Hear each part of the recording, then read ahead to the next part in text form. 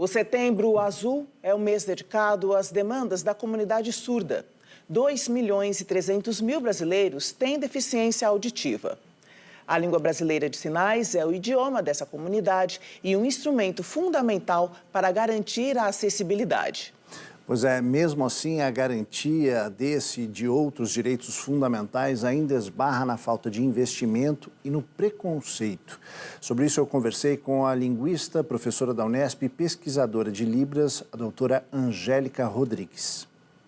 A língua brasileira de sinais, né, a comunidade surda faz questão de remarcar isso, que não é uma linguagem, é uma língua, né, que tem estrutura gramatical, como as línguas orais, né? Só que é uma língua de uma outra modalidade, a modalidade visogestual. Enquanto a língua oral ela é produzida pela boca e percebida pelos ouvidos, a língua de sinais ela é produzida com o corpo, né? Com as mãos principalmente, mas também com a face, né? E percebida pelos olhos, né? Mas a linguística, né, das línguas de sinais tem avançado muito no estudo dessas línguas e comprova que essas línguas elas têm uma estrutura gramatical com fonologia, morfologia, sintaxe, assim como as línguas orais.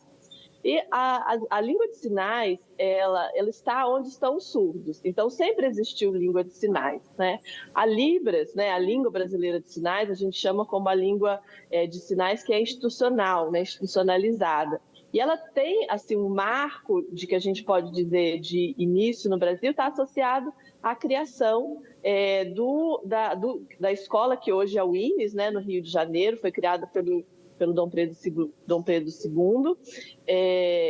E nesse momento você tem ali, né, os surdos se congregam na escola, então a gente atribui um pouco ao início da Libras nesse instituto. Mas a gente sabe que antes os surdos já usavam língua de sinais e contribuíram, né, esses surdos que vieram de vários lugares do Brasil, contribuíram para a criação e para a sustentação, fomentação da Libras, isso acontece até hoje, né? Quem mantém a língua de sinais é a comunidade surda, que usa essa língua cotidianamente nos diferentes espaços. Professora, a gente sabe que Libras é fundamental para a acessibilidade dessa comunidade ao dia a dia e à interação com o mundo.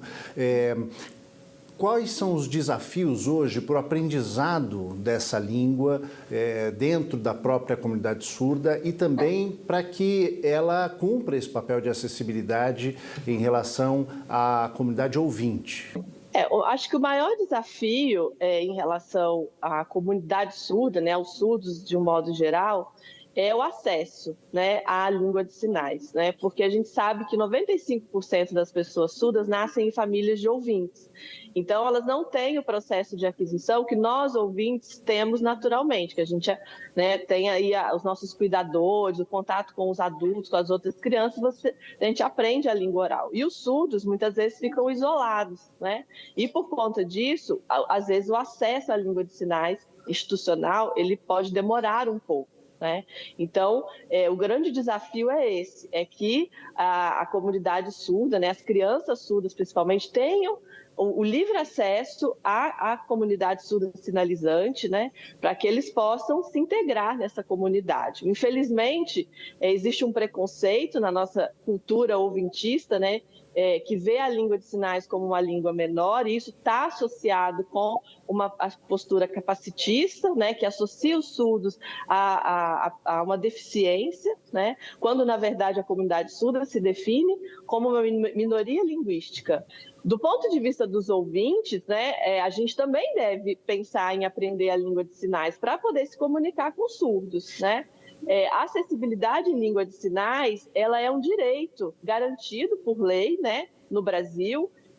Todas as instituições públicas de ensino e privadas, por exemplo, têm que ter intérpretes, né? Mas não é só ter intérprete, as pessoas também podem aprender língua de sinais para poder se comunicar e diminuir um pouco esse isolamento da comunidade surda. Professora, e nesse mês Setembro Azul, tão importante para essa conscientização, é bom a gente também pensar o que falta para garantir esses direitos?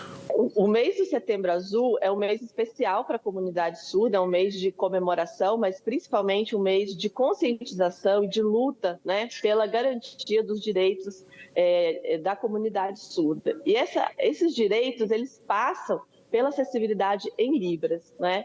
É um direito garantido pela legislação brasileira, e o que muitas vezes, na maioria das vezes, inviabiliza a acessibilidade são as atitudes capacitistas, né? Então, as barreiras atitudinais, a partir do momento em que as pessoas desconsideram as pessoas surdas como pessoas que podem produzir e consumir conhecimento, artes, né? Isso impede que a acessibilidade, né? Porque você reconhecer que essas pessoas estão na nossa sociedade, elas querem participar, elas querem contribuir, e não apenas como consumidores passivos, mas também como produtores de conhecimento, de arte. Então, eu acredito que a principal dificuldade são mesmo as atitudes capacitistas que veem os surdos mais como uma pessoa com deficiência do que como seres potentes que têm uma língua e que poderiam tanto contribuir com a nossa sociedade.